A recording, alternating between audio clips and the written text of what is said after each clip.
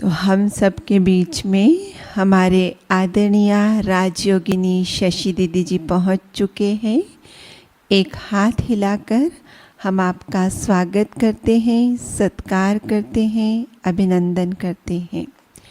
दीदी हमारे यज्ञ के जॉइंट एडमिनिस्ट्रेटिव हेड हैं।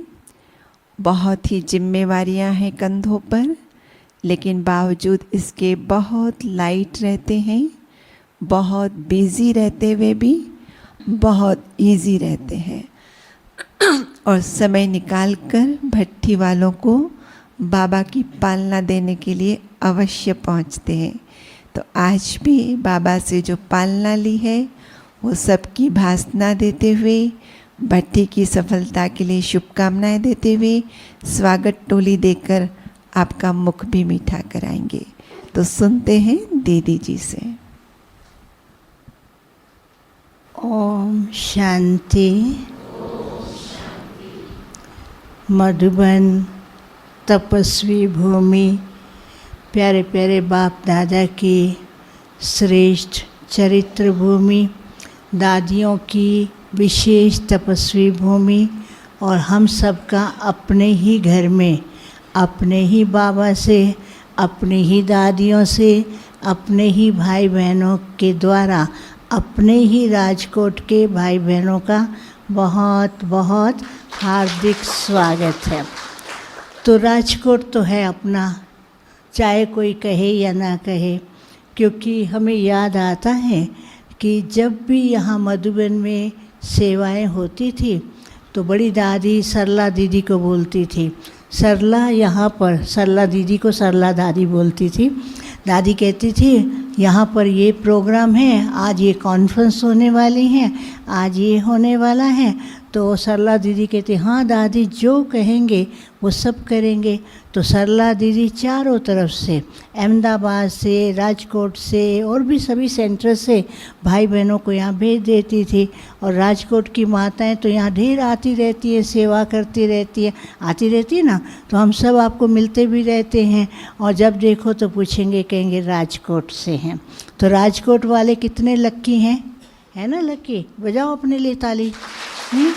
राजकोट वाले लक्की हैं। किन किन बातों में लक्की हैं? एक तो बाबा आपको बहुत प्यार करता, दूसरा बड़ी दादियों ने आपको इतना प्यार किया, इतना प्यार किया, अधिकार से आपके ऊपर अधिकार रखती थी और आप सबको यहाँ मधुबन में बुलाती थी। और अभी भी आप सबके ऊपर इतना अधिकार है कि जब कहेंगे, कहेंगे राजकोट से आ जाएंगे, अरे आ जाएंगे राजकोट से। अभी हम भी देखते हैं यहाँ राजकोट के हैं, यहाँ राजकोट के हैं। तो फिर चौथी बात क्या है? राजकोट। राजकोट का अर्थ क्या है? हैं? राजाई। अच्छा, राजाई के स्थान पर रहने, कोर्ट में है, कोर्ट नहीं, कोर्ट याद होता है ना, आंगन। तो आप कौन हो गए? राजाएं, महाराजाएं, विश्व महाराजाएं या प्रिंस और प्रिंसेस हैं। तो आपको तो पहले से ही टाइटल मिला हुआ है। और बाबा तो कहते हैं प्रिंस प्रिंसेस बनना है, राजा रानी बनना है, विश्व महाराजन बनना है। वो तो पहले बनो सो बनो, पहले बाबा ने ऐसे स्थान पर बिठा दिया। फिर बाबा कहते विश्व महाराजन कौन बन सकेंगे? उसके लिए बाबा ने एक बहुत अच्छी बात कही थी कि जो बच्चे बाप के दिल तख्त नशीन हैं, दिल तख्त नशीन भी तभी बन सकते हैं जिसके लिए बाबा ने कहा था 3 सर्टिफिकेट लेने हैं। पहला सर्टिफिकेट है अपने आप से, अपने पुरुषार्थ से, अपने आप किस प्रकार से पुरुषार्थ कर रहे हैं। वो तो मैं देखती हूँ आप सभी सदा हंसते खेलते अथक सेवादारी, आपको तो पूछने की ज़रूरत ही नहीं है कि आपका पुरुषार्थ कैसे है। ज़रूरत पूछने की नहीं ना, तो पुरुषार्थ अच्छा चल रहा है। और दूसरा, आपकी सेवाओं को देख कर के सब लोग बहुत खुश होते हैं, सब सेटिस्फाई हैं, तो सभी आपको सर्टिफिकेट भी देते हैं। अब तीसरा जो बाबा से सर्टिफिकेट लेना है वो खुद आपको अपना चेक करना है ना। तो जब ये 3 सर्टिफिकेट ले लेंगे तो बाप के दिल तख्त नशीन अथवा विश्व महाराजन, विश्व महारानी बनेंगे। अच्छा, बाबा ने कहा कि विश्व महाराजन तो सबको बनना है, सब बनेंगे ना? जो बनेंगे हाथ खड़ा करो। फिर सारे राजाएं बन जाएंगे तो प्रजा कौन बनेगा? हैं? जब राजा तो एक ही होगा ना, तो प्रजा कौन बनेगा? हैं? लेकिन बाबा ने लक्ष्य तो वही रखा है ना। लेकिन बाबा ने एक बहुत अच्छी बात भी मुरली के अंदर कही थी कि मैं माला बनाते हैं। बाबा हमेशा कहते थे बाबा माला बनाते हैं, आज माला बनाई है और कभी पहले जिसका पहला नंबर है थोड़े दिन के बाद फिर माला बनाते हैं, उसका 8वां नंबर आ जाता है, फिर 16 नंबर आ जाता है। फिर बाबा ने माला बनाना बंद कर दिया। फिर कई कई बच्चों को ये हो गया है माला तो बन गई है, अब हम क्या करें? लेकिन बाबा ने एक बहुत अच्छा तरीका बताया, माला भल बन गई है लेकिन माला के साथ लड़ियाँ लटकने वाली या गोल गोल कौन सी पहनोगे? हैं? माताएं तो लटकने वाली नहीं, गोल गोल हैं। एक माला के आगे दूसरी तीसरी तीसरी, वो कितना सुंदर भरा हुआ हो जाता है। और भाई कहेंगे लटकने वाली माला का है, ऐसा होगा क्या? नहीं ना। तो बाबा कहते हैं अभी तक सीट फिक्स नहीं हुई, अभी तक रेस चल रही है, जिसको दौड़ना है दौड़े। जैसे रेस में होता है ना दौड़ने वाले, कोई रेस तो सबको दौड़ सकते हैं। जो रेस में दौड़ने वाले होते हैं उनका क्या होता है, ट्रैक होता है। अगर वो ट्रैक से बाहर कोई दौड़ रहा है, कितना नंबर पहला ले जाए, लेकिन उसको नंबर नहीं मिलेगा। जो ट्रैक के अंदर है, जिसको नंबर मिला हुआ है, जो सिस्टम से दौड़ता है, वो जा कर के फर्स्ट सेकंड थर्ड बनता है। तो इसी तरह से बाबा कहते हैं ब्राह्मण परिवार का भी कौन सा ट्रैक है? हमारे जीवन की ईश्वरीय मर्यादा है। जितना हम ईश्वरीय मर्यादाओं का पालन करते हैं उस ट्रैक के अंदर है। देखा ना कभी दौड़ते हुए लोगों को देखा ना, खिलाड़ियों को, उनके लिए लाइन लगी होती है, इधर लाइन लगी इधर लाइन लगी। अगर वो लाइन से बाहर दौड़ेगा तो वो लाइन से बाहर दौड़ करके भी कितना भी फास्ट चला जाए लेकिन उसका नंबर नहीं आएगा। तो बाबा कहते हैं जो अपने जीवन की मर्यादाएं हैं उन मर्यादाओं को पालन ना करते हुए कितना भी अच्छा पुरुषार्थ करेगा लेकिन उसको नंबर तो नहीं मिलेगा ना। तो इसलिए बाबा ने हम बच्चों के लिए बहुत सुंदर प्यारे प्यारे इतने अच्छे अच्छे नियम बनाए हैं कि नियमों का भी पालन करें। और बाबा बहुत प्यार करते थे बच्चों को, क्योंकि आपने तो भारती दीदी से बहुत सी बातें सुनी होंगी, क्योंकि भारती दीदी ने तो कितने भाग्यशाली है, साकार मम्मा बाबा की पालना ली। और आप कितने भाग्यशाली हैं जो आपको भी ऐसी दीदी मिली। और भारती दीदी का दिल तो बड़ा विशाल है, हैं? बाबा के टाइम तरह से उनका भी दिल विशाल है, ये भी करो ये भी करो वो भी करो वो भी करो, हर काम में विशाल है। बाबा मम्मा की पालना ली है, अथक सेवाएं की हैं और कभी भी कोई कंप्लेंट नहीं, सबके लिए बहुत प्यार से सेवा करते। ऐसी दीदी किसी को मिले तो कितना बड़ा भाग्य हो सकता है ना, इतना बड़ा भाग्य। तो ये भाग्य मिला। अब फिर बाबा क्या करते थे, बाबा हमेशा बच्चों को बहुत बहुत प्यार करते थे। बाबा कहते थे क्लब के बाद मिले हैं, पूरे क्लब तो ये मिलेंगे नहीं, भले अपना पार्ट अच्छा बजाएंगे लेकिन पूरे क्लब के बाद ही मिलते हैं। तो बाबा कहते यही मेरे साधारण बच्चे हैं, लाडले बच्चे हैं, बाबा उनको बहुत प्यार करते हैं। और दुनिया की भेंट में कहेंगे ये तो साधारण है, उनको बाबा कहते हैं मेरे होवनहार विश्व महाराजन है।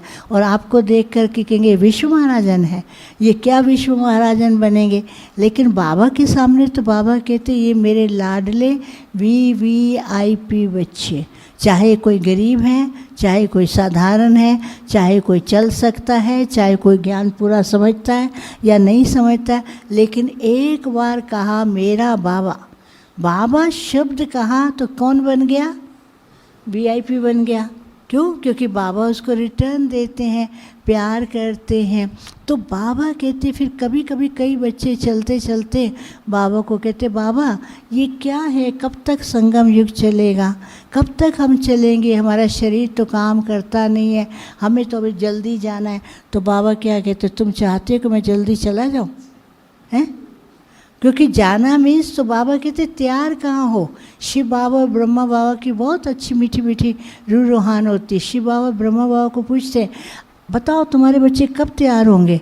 ब्रह्मा बाबा बहुत प्यार से कहते हैं सब तैयार हो रहे हैं, हो जाएंगे। बाबा कभी ये नहीं कहते कि सुनते नहीं हैं, पुरुषार्थ नहीं करते, ऐसा नहीं करते हैं, अपनी मन मत करते हैं। ब्रह्मा बाबा कभी नहीं कहेंगे। ब्रह्मा बाबा बहुत प्यार करते थे। यहाँ भी जब बाबा के पास आते थे ना, तो बाबा बच्चों को बहुत खातिरी करते थे, बहुत खातिरी करते थे। कहते यही तो लाडले हैं, सतयुग में जाएंगे, वहाँ थोड़ी मालूम पड़ेगा कि ये मेरे बच्चे हैं, वहाँ तो राज्य करेंगे, भरपूर सुखी होंगे। लेकिन जो अतीन्द्रिय सुख की अनुभूति है वो कब होती है? वो इसी समय पर होती है। गोप और गोपियों का गायन पूछना हो तो कहाँ से पूछेंगे? हैं कौन है गोप और गोपियाँ? है ना, आप तो हो ही पहले से, क्योंकि रास करते हो। हैं गुजरात वाले तो रास कर लेते हैं, इतनी सुंदर रास करते हैं, और बाबा को भी अच्छा लगता था। बाबा कहते हैं गुजरात वाले जो हैं ये रास बहुत अच्छी करते हैं, कदम से कदम मिला के। बूढ़े भी होंगे ना, अब हमको कहेंगे करो, हम तो नहीं कर सकते, आप तो वैसे ही कर लेंगे। जब गीत बजने की देर है, हमारी माताएं सब खड़ी हो जाएंगी। कभी कभी माताओं पे हम हंसते हैं, भाई पर भी कहेंगे मेरी टांग नहीं चलती, मेरी टांग दुख रही है। अरे जैसे गीत बजेगा वही गरबा रास कर रहे हैं। अभी तो कहती टांग दुख रही है, उनका गरबा रास देखो तो इतना सुंदर होता है। वैसे कहती हम चल नहीं सकते हैं, गरबा रास में टांग भी चल जाती, शरीर भी चल जाता। क्योंकि क्या है, उनके हर अंग के अंदर वो प्रेम की भासना भरी हुई है। तो जहाँ गीत बजेगा, कहाँ भी होंगे, कहीं भी होगा। कभी कभी हम प्रोग्राम रखते ना, तो हमारी सारी बूढ़ी माताएं रास करती गरबा, और इतना सुंदर करती। ऐसा नहीं कि वो ऐसा, उनका स्टेप भी स्टेप से मिलता है, बहुत अच्छी तरह से मिलता है, बहुत प्यार से करती हैं, तो बहुत अच्छा लगता है। तो ये एक खुशी की निशानी है, इसको बाबा कहते हैं स्नेह की निशानी है, बाप की श्रीमत के कदमों पर चलने वाले की निशानी है। तो बाबा के पास जब आते थे ना, जब बुजुर्ग माताएं आती थी, तो बाबा के टाइम की बात है, हरियाणा गुड़गांव में उसमें सेंटर खुला था। तो गुड़गांव में जो माताएं निकली थी, तो वो जैसे होता है ना गुजरात में, गांव में इतना बड़ा वो डाला होगा, है ना, उसके ऊपर चुन्नी होगी, घाघरा पहना होगा। तो वो माताएं आती थी और हरियाणवी भाषा बोलती थी, और उनको तो भाषा समझ नहीं आती थी। वो अपनी हरियाणवी भाषा में गीत गाती, और बाबा बीच में वो चारों तरफ चक्कर लगाती रहती थी, ऐसे डांस करती रहती थी।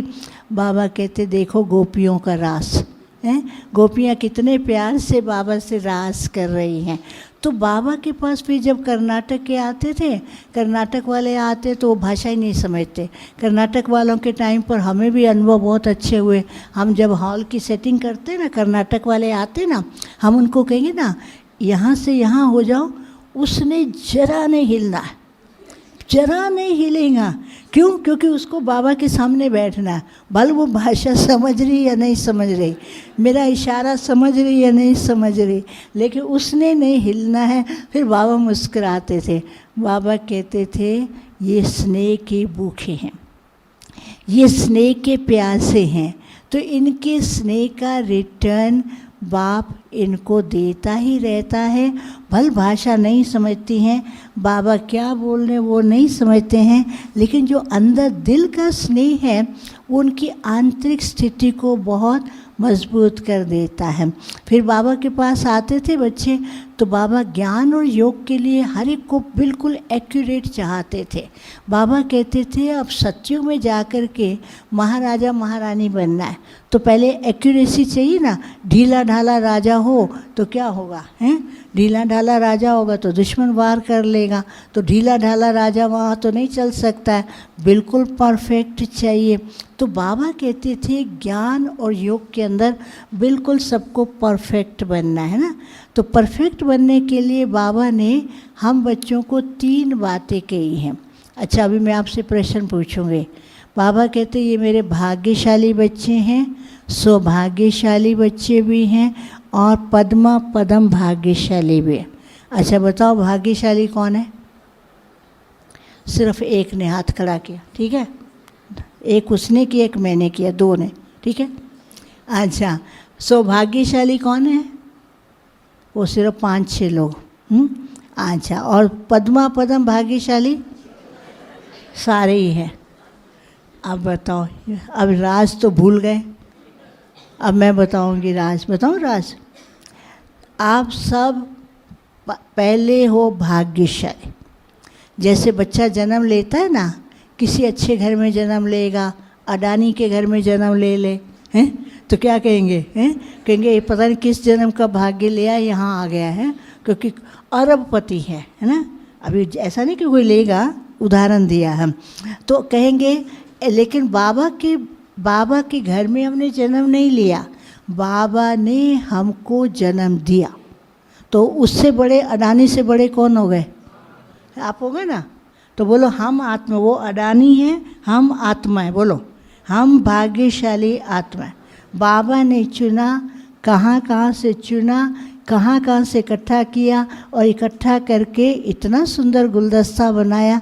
तो क्या हुआ, जब बच्चा घर में जन्म लेता है, भाग्य लेकर के आता है, तो पूरे सारे रिश्तेदार इकट्ठे होकर के कहेंगे तो कितना बड़ा भाग्यशाली, ऐसे घर में जन्म लिया। लेकिन भाग्यशाली फिर जैसे बड़ा होता जाता है, उसकी पालना होती है, उसकी खातिरी होती है, पढ़ने जाता है, माँ बाप उसका बहुत ध्यान रखते, इतना रॉयल्टी से पढ़ाएंगे, अच्छे कॉलेज के अंदर पढ़ाएंगे, ऐसे वैसे स्कूल में नहीं पढ़ाएंगे, उसकी पालना इतनी अच्छी करेंगे। तो बाबा भी क्या करते हैं, ये मेरे सौभाग्यशाली बच्चे। बाबा कैसे पालना करते? ज्ञान रत्नों से पालना करते हैं। श्रृंगार किससे करते हैं?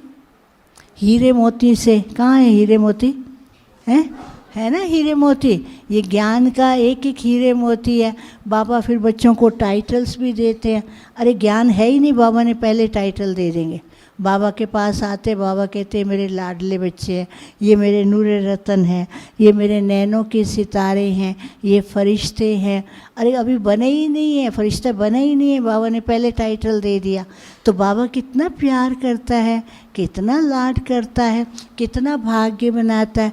तो सौभाग्यशाली वो हैं जो बाप की पालना, बाप की छत्र छाया, बाप का हाथ पकड़ करके बाबा चला रहे।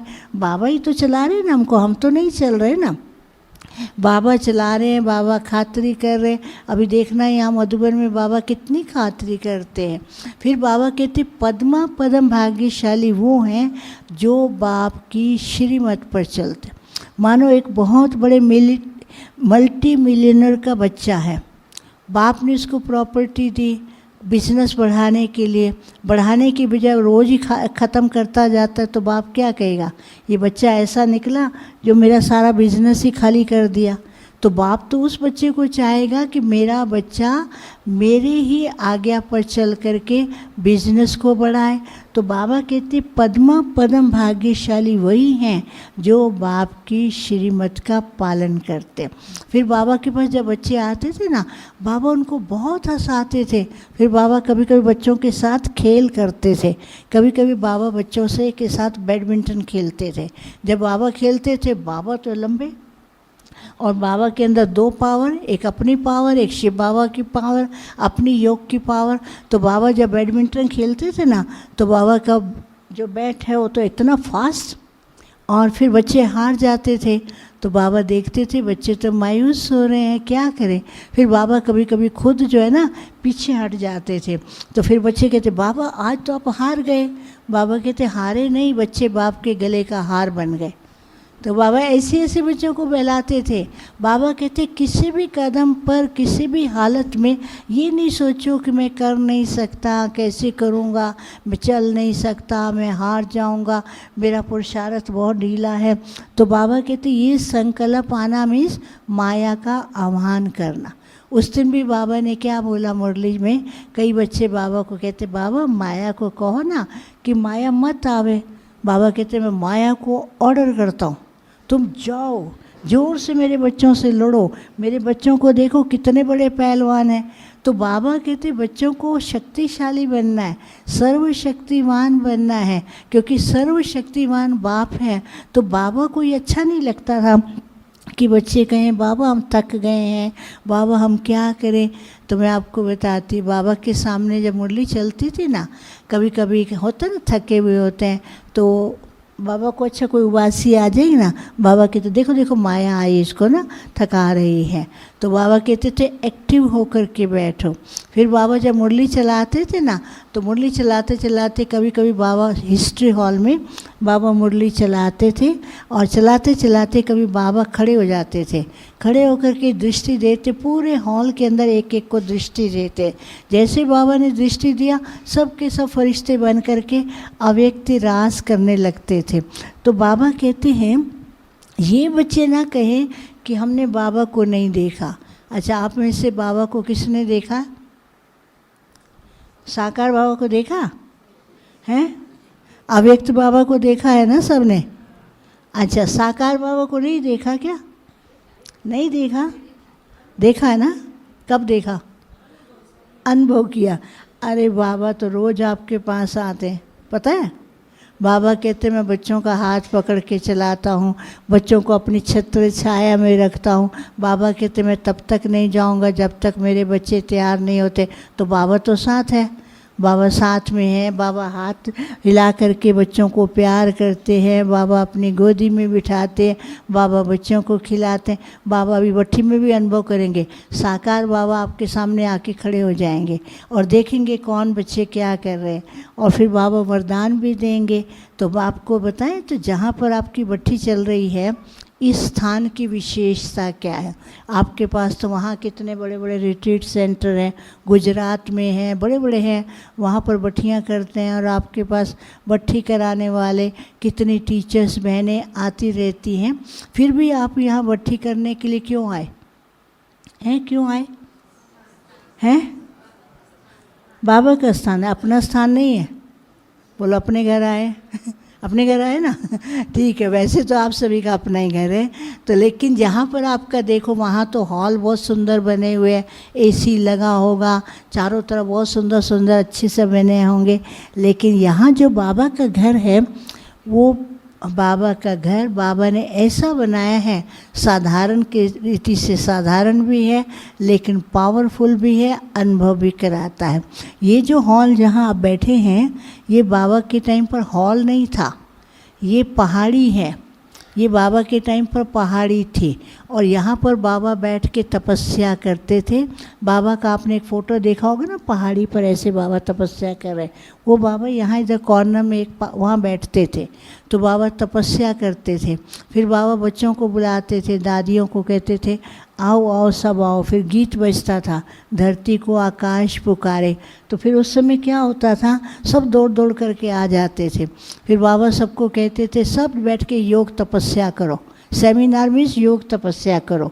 फिर बाबा के टाइम पर जब बाबा अव्यक्त हुए ना, तो अव्यक्त बाबा पहले बाबा के कमरे में आते थे, फिर बाबा हिस्ट्री हॉल में आने लगे।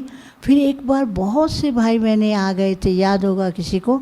तो उस समय बाबा का आने का प्रोग्राम जो इस आंगन में रखा था, बड़ी स्टेज बनाई थी, कोई छतों पर बैठा है, कोई इधर बैठा है, कोई नीचे बैठा है, कोई कहाँ बैठा है, चारों तरफ फरिश्ते।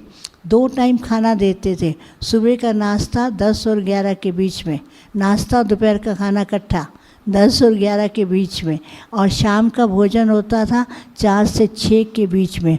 और 6 बजे बाबा के लिए सब बैठ जाते थे। उन दिनों तो 6 बजे बाबा के लिए बाबा का रथ आ जाता था।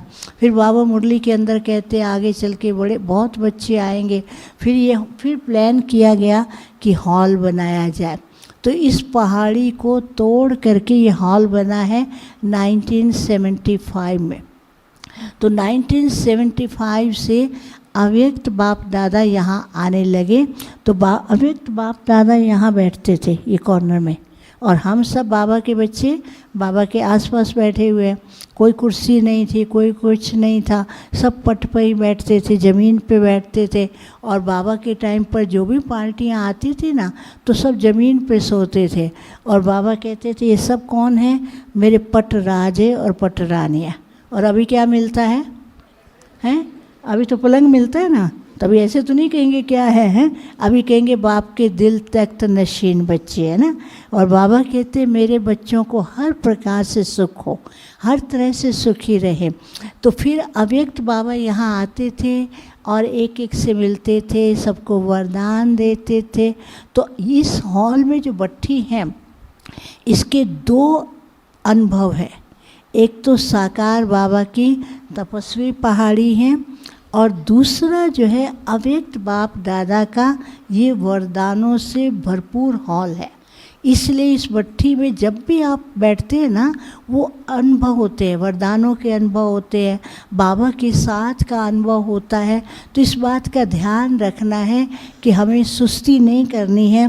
बाबा जो हमें कहते हैं वैसा ही हमको चलना है, ठीक है ना। सब ठीक है, आराम से, कोई प्रॉब्लम तो नहीं है रहने में, खाने में, हैं? तो आपको कोई भी बात हो तो कुछ भी हो तो अपने टीचर बहन को बताना, वो हमें बता देंगे। वैसे तो बाबा आपकी बहुत खातिरी करेंगे और आपका बहुत बहुत स्वागत करते हैं। स्वागत के साथ साथ एक बात का ध्यान देना है कि अमृत वेले योग के बाद कई भाई बहनें समझते हैं कि अभी तो तैयार हैं तो नक्की लेक की तरफ घूमने चले जाते हैं। तो नक्की लेक की तरफ सुबह सुबह नहीं जाना, ना योग से पहले ना योग के बाद। 6 बजे जाओ, क्योंकि जब रोशनी हो जाती है क्लास के बाद जाओ।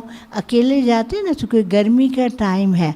तो अभी आपको मालूम है कि हम जंगल में रहते हैं, बाबा ने जंगल को मंगल बनाया, तो कौन आ जाएगा आपका दर्शन करने? योगियों का भालू आएगा, हैं? देखा है कभी भालू? देखना है? नहीं आएगा, है। आप योगियों को देख के क्यों आएगा? लेकिन जो लापरवाह हो जाएगा ना, कहेगा इससे बढ़ के और कहाँ मिले, खुश हो जाएगा कि इतने अच्छे योगी मिले हैं, लेकिन आता नहीं है। कभी कभी वो होता है, ऐसे नहीं आता। आपके ध्यान पर, डरना नहीं है, कभी नहीं आता भालू।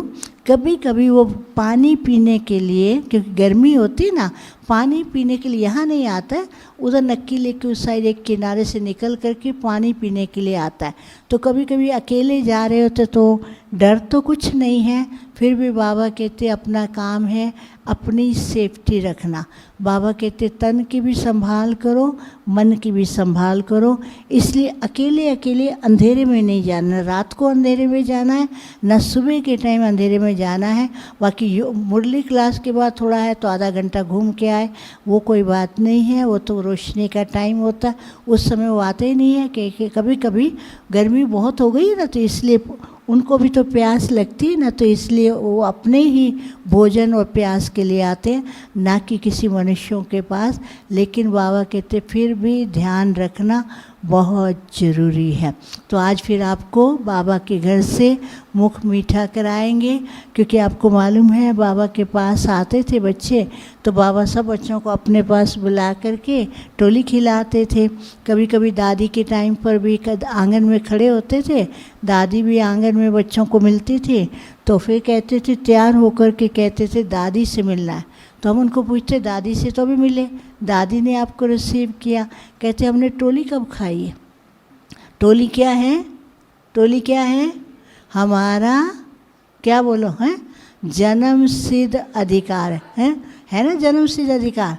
सेंटर पर रोज टोली मिलती है क्लास में? नहीं ना, कभी कभी जब कोई बड़ी बहन आएगी मुरली क्लास के बाद, रोज़ तो टोली नहीं मिलती। जब कोई बड़ी बहन आएगी, कोई प्रोग्राम होगा तब मिलेगी। और बाबा के टाइम का ये सिस्टम चल रहा है यहाँ पांडव भवन के अंदर, मुरली क्लास के बाद सबको रोज़ टोली मिलती है। तो टोली का अर्थ है, बाबा कहते टोली में स्वीट। बाबा कहते मेरे लाडले बच्चे हैं, मीठे बच्चे हैं, और मीठे बने तो बाबा बच्चों को बहुत प्यार से टोली देते थे। तो आज आपका स्वागत करते हुए आप सबको भी बाबा के घर से, बाबा की तरफ से बहुत बहुत स्वागत है, बहुत बहुत थैंक्स है। और बहुत बहुत प्यार से आप सेवा करते हैं, इसलिए बाबा भी सेवा का रिटर्न देते हैं। आप सबको बहुत बहुत थैंक्स है। ओम शांति।